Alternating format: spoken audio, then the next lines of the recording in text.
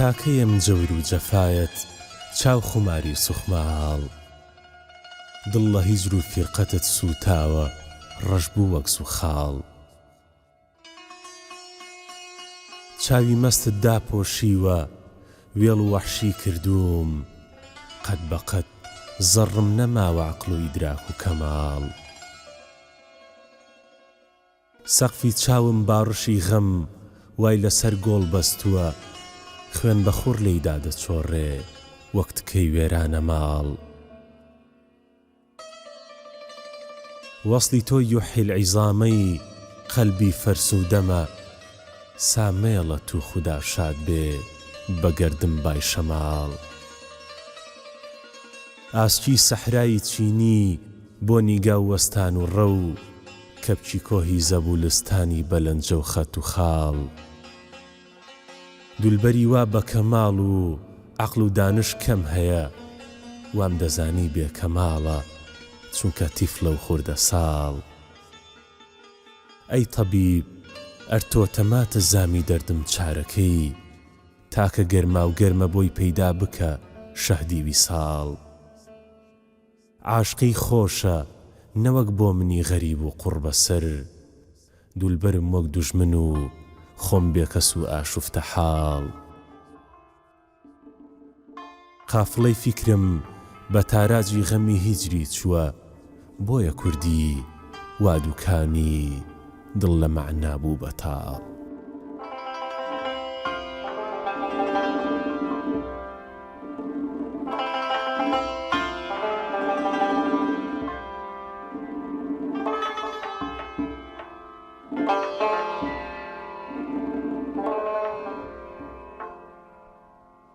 جانا وەرە ئەم جەژنە بە قوربانی سەرت بم بۆ تیری قەزای چاوی حەسوودان سوپەرت بم شادن لە تەماشای نەزەرت مەحرەم و ئەغیار مروەد نییە تەنها هەر ئەمن دەربەدەرت بم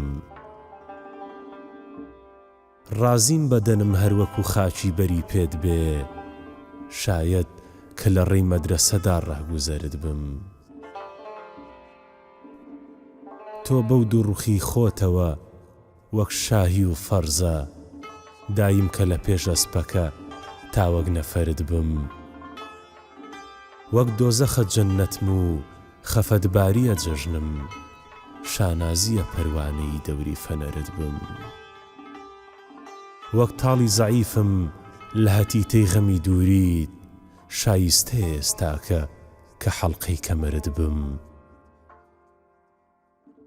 بۆ قەتڵی منی خەستە موژەت هەر وەکو تیرە ئەی من بە فیدای تیری نیگای پڕخەتەرت بم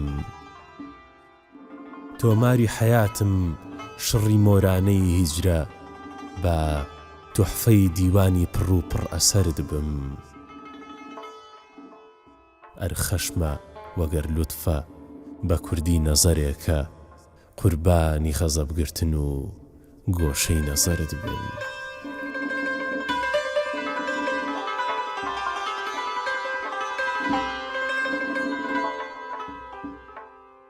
ئەگەر مەیلت لە دڵ دەرکەم غەریبی کۆی دولبەر بم وەگەر ساتێ لە یادم چی هیلاکی ژەهری ئەژدەر بم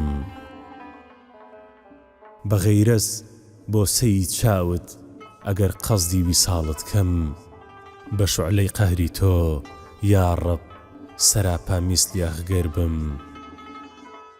ئەگەر یەک لەحزە سستی کەم لە ژێرباری غەمی عاشقت بە میسلی پەنجەرە قوربان بەتەن سۆراغی خەنجەر بم لەسەر تەعریفی ئەگریجەت ئەگەر بێم وەسفی کاکۆڵکەم بە زەڕبی تیغیە برۆی تۆ ئەمن مەقتولی بێسەر بم ئەگەر یەک لەم حەغافڵ بم لە شەوقی ماهی ڕوخسارت لە حەشرا بێنەسیبی جەننەت و ڕووباری کەوسەر بم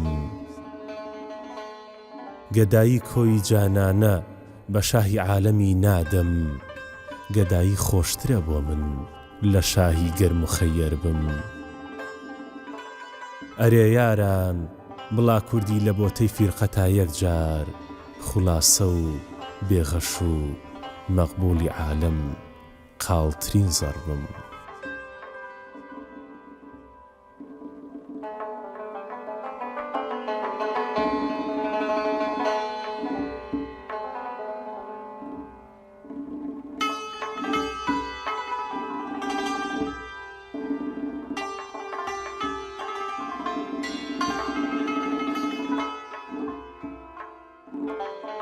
عەزیزم نووری عەینەینم غەریبم، سەبووری بەخشی جانی ناشەکیبم. لە کووچەی شاری تارانا بەبێ ناز، لە هەرباب و لە ئەربابێ سەلیبم. وەرە ڕەحمێ بە حاڵم کە بە قوربان، لە یار دوور و لە مەسکەن بێ نەسیبم. دەسا هیممەت عیلاجێکی خەلاسی، بە مەرجی تۆ بە مەرگ لە دوای تەبیبم. ڕەهەندەی دەستی کەس نیم خۆت دەزانی، فیراری جەوری ئەغیار و ڕەقیبم. عەجەب مەگرە نەهەر ڕۆڕۆی عەجەممە، پەشێوی زوڵمی ڕۆمی نانەجیبم. ئەگەر چی کەسبی عیلمیشم هەموو کرد، لە لوتفت چاوەڕی فەتحول قەریبم. دووشەش بوو داوی نەکبەت هەر لە ڕێدا، لە بەختی شەشدەر و یاری عەقیبم. ئومێدی زیندەگیم ناوە بەلاوە، کە قاتیل بوو بە جەڕاح و تەبیبم. عەجوول و وەحشەتی وەختە خۆم بووم، کە دیدەت بوو بە ئوستاد و ئەدیبم.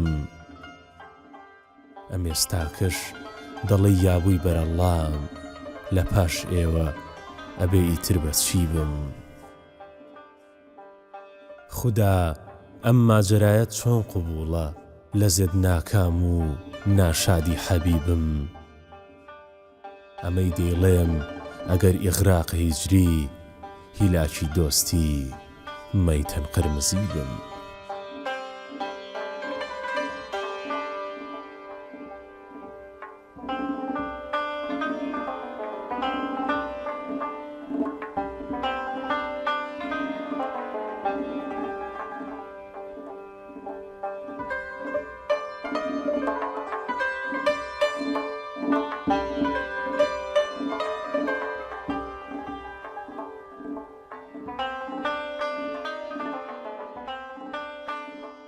عەزیزم باعیسی عەیش و نیشاتم، گوڵم سەر چەپکەکەی باغی حەیاتم. دەزانی خۆ من سەودا زەدەی تۆم، نەچیری ئاهووی چاوی سیاتم. هەمیشە من لە کونجی دەرد و غەمدا، ئەسیری شەرت و مەحبوسی وەفاتم. بە ساڵی جارێ قوربانی دەکەن حاج، ئەمن هەردەم بە قوربانی نیگاتم. بە جاڕووی موژەی چاوم هەمیشە، خەریکی مشت و ماڵی خاکی ڕاتم. لە زەوق و شەوقی عالەم بوومە فارغ، ئەوەند هەم ڕازی جران و بەڵاتم. لەبەرچی وا لە من ئازوور دەبووی تۆ، نییە ڕەحمت بە حاڵم لە بنەباتم. ئەگەر کردومە تەقسیر و گوناهێ، هەزاران تۆبە بێ تا ڕۆی مەماتم. لە من عاجز مەبە ئیتر بە قوربان، خۆشم ئەربم کوژی وەرکەی خەڵاتم. بە مەرگی تۆوەها خەستە و زەبوونم، نەماوە زەڕێ سەبر و سوباتم. ئەگەر دڵ بوو ئەوا چوو ئێستا هیجری، بە ڕۆحم چاوەڕێی یەک ئیلتیفاتم.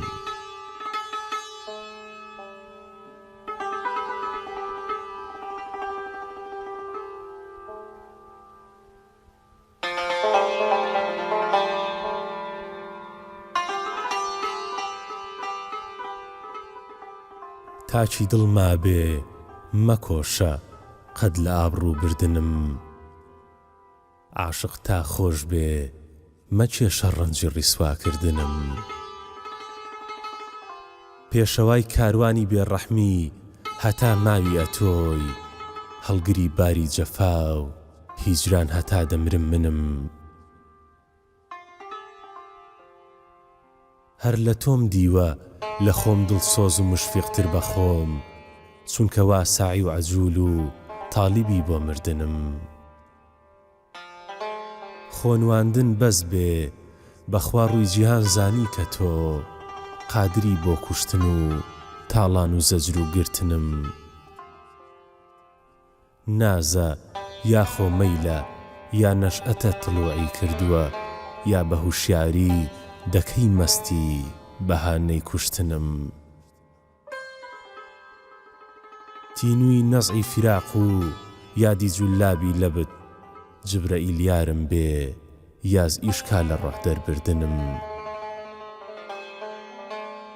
بەخت یەکە هیجرەت دووە غوربەت سیان و دڵ چوار، من یەکم چوار تەوقی ناحەق بۆچی چۆتە گردنم. گەر لە عەشقی سادە ڕوویان دڵ بگۆڕم، بێگومان مرتەدم، یعنی ئەسیری زوڵف و پوستانی ژنم. دڵ دەڵێ کوردی ڕەقیب دوشمنتە کۆنە لۆتیە، بۆیە وایوت تا نەزانم کێ دۆست و دوژمنم.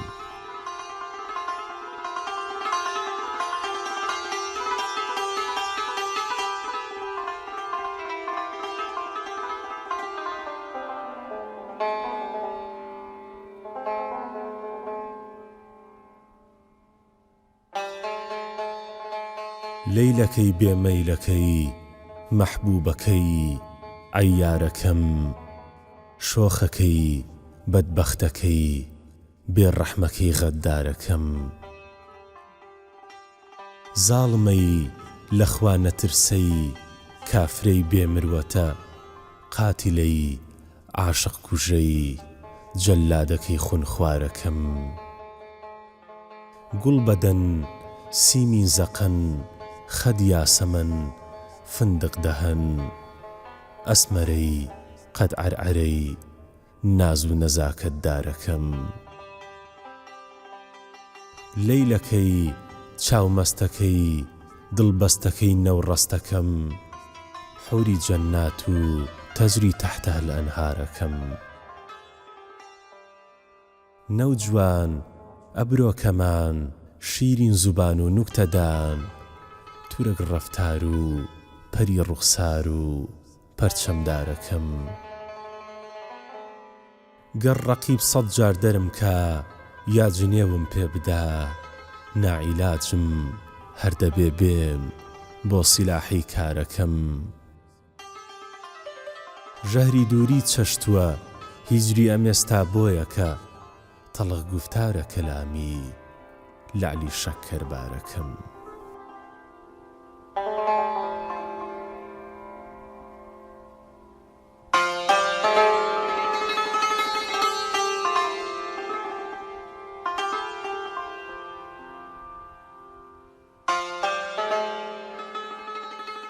کوان ڕەفیقانی تەریقەت دەردی عەشقم چارەکەن، یا بەجارێ بمکوژن جەرگم بە خەنجەر پارەکەن. ئاخ لەبەر جەوری ڕەفیقان و لە تەعنەی دوشمنان، من کە ناڵێم تۆ بڵێ بۆچی ئەمەم دەربارەکەن. خاچی بەردەرگانەکەی تۆ مەسکەنی 100 ساڵەمە، حەیفە بۆ تۆ ئێستا کێ لەم قاپیەم ئاوارەکەن. شێخ و سۆفی دین و ئیمانیان دەکەن پێشکەش، ئەگەر دەفعەیە وەک من تەماشای ئەم کەوا گوڵنارەکەن. زاهیدان مەنعم دەکەن بۆ جوادەکەی ئابڕوود دەچێ، هێندکەرن ناکەن کە چاو لەم کەپچی خۆش ڕەفتارەکەن. لە دلەتی جەرگم دەلێنی چاوی پڕ کردومەوە، خوێن بە خوڕ نایێ مەگەر جۆماڵی ئەم جۆبارەکەن. کەس نەڵێ کوردی وەرە تۆ دەست لە یارت هەڵگرە، زەحمەتە نابێ مەگەر جووتم لەگەڵ سێدارەکەن.